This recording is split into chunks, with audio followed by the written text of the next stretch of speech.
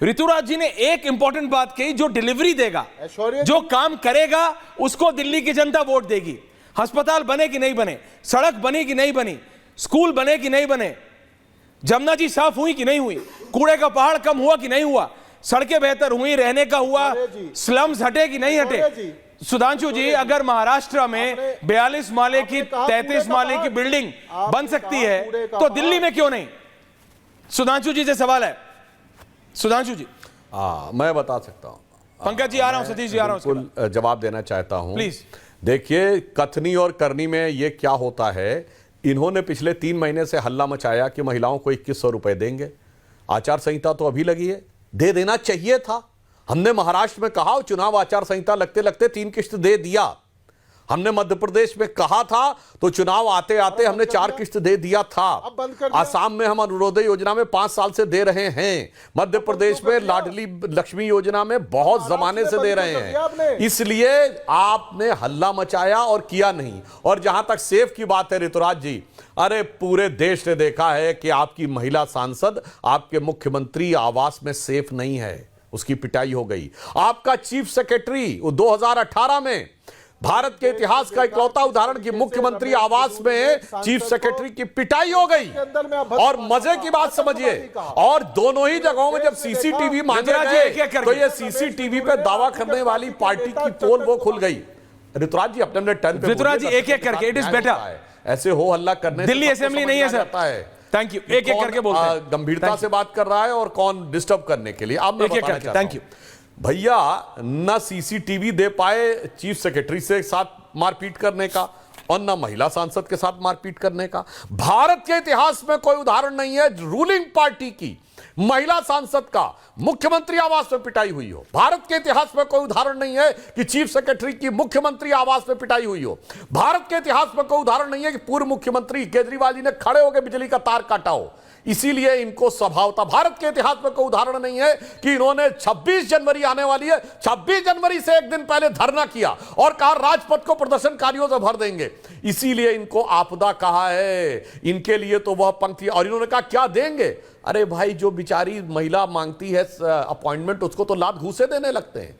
Chief secretary कोई बात कहने लगता है तो उसको लात घूसे देने लगते हैं। तो इनके लिए तो वही वाली लाइन लागू होती है कि यदा यदा महिला सांसद अपॉइंटमेंट याचती तदरि केजरीवालस्य वचनद्वयम् लात घूसा नाम कमर मध्य चटका नाम मुखभंजनम। ये नई राजनीति, गजब की राजनीति दी है आपने।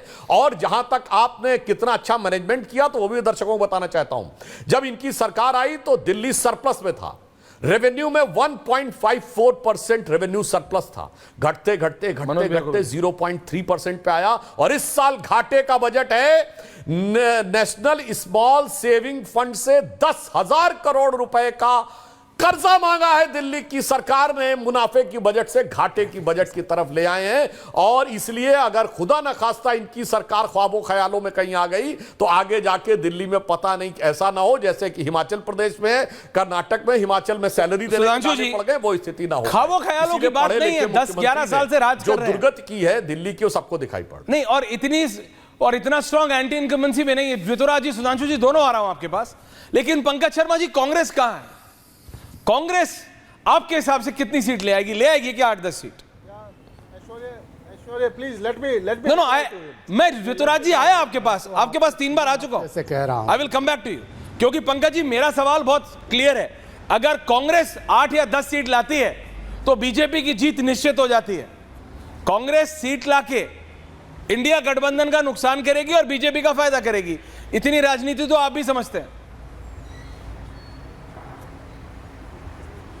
मुझे नहीं लगता कि कांग्रेस की सीटें ज़्यादा आने से भारतीय जनता पार्टी को कोई बहुत ज़्यादा लाभ होगा। ऐश्वर्य, मैं आपसे पिछले 3 हफ्ते से कह रहा हूं कि दिल्ली की विधानसभा त्रिशंकु विधानसभा की तरफ बढ़ रही है और अभी वही स्थिति हो गई।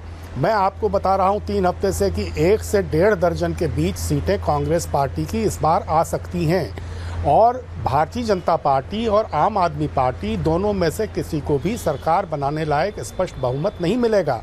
दोनों बहुमत के आंकड़े के आसपास रहेंगी। और आप खुद कह रहे हैं आज कि भारतीय जनता पार्टी की जो सर्वश्रेष्ठ स्थिति है वो 25 सीटों की है। तो 25-27 सीटें भारतीय जनता पार्टी की और करीब 27-28-30 सीटें आम आदमी पार्टी की। बाकी सीटें कांग्रेस की। ये स्थिति है। अब दोनों इस वक्त, पहले तो एक दूसरे के ए और बी टीम थे, भारतीय जनता पार्टी और आम आदमी पार्टी, अब आपस में होड़ मची है। तो दिल्ली की जनता से कह रहे हैं कि आज चल के तुझे मैं लेके चलूं एक ऐसे गगन के तले। लेकिन देश की जनता ने भी देख लिया कि नरेंद्र भाई मोदी 10 साल में कैसे गगन के तले देश को लाए, और दिल्ली की जनता ने भी देख लिया कि 10, 12, 15 साल में अरविंद केजरीवाल दिल्ली के लोगों को किस गगन के तले लाए। दोनों से पूरी तरह उकताहट है। इस बार बहुत ही कंफ्यूज्ड सिचुएशन है, किसी को भी स्पष्ट बहुमत नहीं मिल रहा है। दिल्ली त्रिशंकु विधानसभा की तरफ बढ़ रही है। इस वक्त दिल्ली में ग्रामीण क्षेत्र में बेरोजगारी का बुरा हाल है। दिल्ली की जो पर कैपिटा इनकम है वो पिछले 10 साल से निरंतर घटी है, और देश में जो हाल भारतीय जनता पार्टी ने किया हुआ है वो भी लोगों ने देखा है। तो इस उकताहट का नतीजा है। और एक बात और, दिल्ली में आप जानते हैं कि 17% दलित मतदाता हैं, 13% मुस्लिम मतदाता हैं। तो ये 30% का जो जोड़ है, ये इस बार बहुत मनोज सिंह ही चौंकाने वाले नतीजे इस वजह से दिल्ली की विधानसभा के निकलेंगे। सतीश जी आ रहा हूं, लेकिन मनोज सिंह के पास पहले, ये जो नंबर्स अभी पंकज जी ने दिए आखिरी में, क्या ये गेम चेंजर हो सकता है? देखिए, सबसे पहले तो ये भी ये देखना 30% होगा कि दिल्ली की 14 ऐसी सीट है जहां पर 93 के बाद कांग्रेस जीती ही नहीं है। उसी तरह से भारतीय जनता पार्टी 11 सीटें हैं ऐसी हैं जहां पे वो अपनी जीत नहीं दर्ज करा पाई है 1993 के बाद। रही बात कि पंकज जी जो आंकड़े दिखा रहे हैं, ये आंकड़े उस आंकड़ों से मेल नहीं खाता। यदि आप हरियाणा के चुनाव पे जाएं, आप महाराष्ट्र के चुनाव पे जाएं, आप छत्तीसगढ़ के चुनाव पे जाएं, तो ये आंकड़े बदलना ही नरेंद्र मोदी जी की सबसे बड़ी खासियत है कि ये जो जातीय समीकरण और जो हम चीज़ों को लेकर आते हैं, तो अपने कैंपेनिंग के थ्रू उन सारे चीज़ों का बिखराव किस तरीके से करते हैं और पार्टी जीत कर आती है। यदि यही रहता तो ये जो दलित प्लस मुस्लिम का कॉम्बिनेशन जो पंकज जी ने बताया, क्या ये आम आदमी पार्टी के लिए प्रॉब्लम क्रिएट कर सकता है? क्या ये ऋतुराज जी के लिए प्रॉब्लम क्रिएट कर सकता है? और BJP will also be uncomfortable with this. सबसे पहले बात तो पंकज जी बताया कि राहुल गांधी जी की तबीयत कितनी खराब है कि लगातार उनकी रैलियां कैंसिल होते जाए।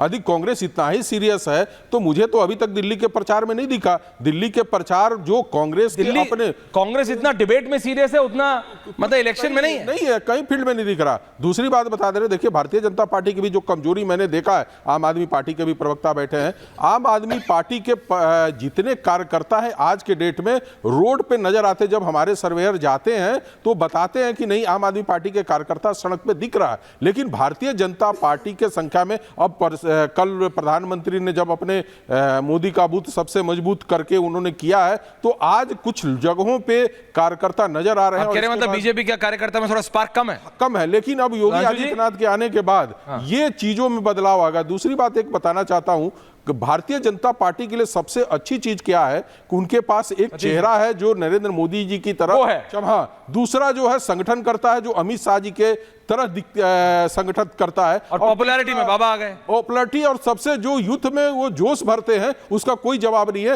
ये हमने महाराष्ट्र में भी देख लिया, हरियाणा में भी देख लिया और जगहों पे देखा है। तो ये तीन जो कॉम्बिनेशन है, तो क्या होता है कि भारतीय जनता पार्टी जहां पीछे दिखती है, एकाएक इनके चुनाव सतीश जी आते हैं।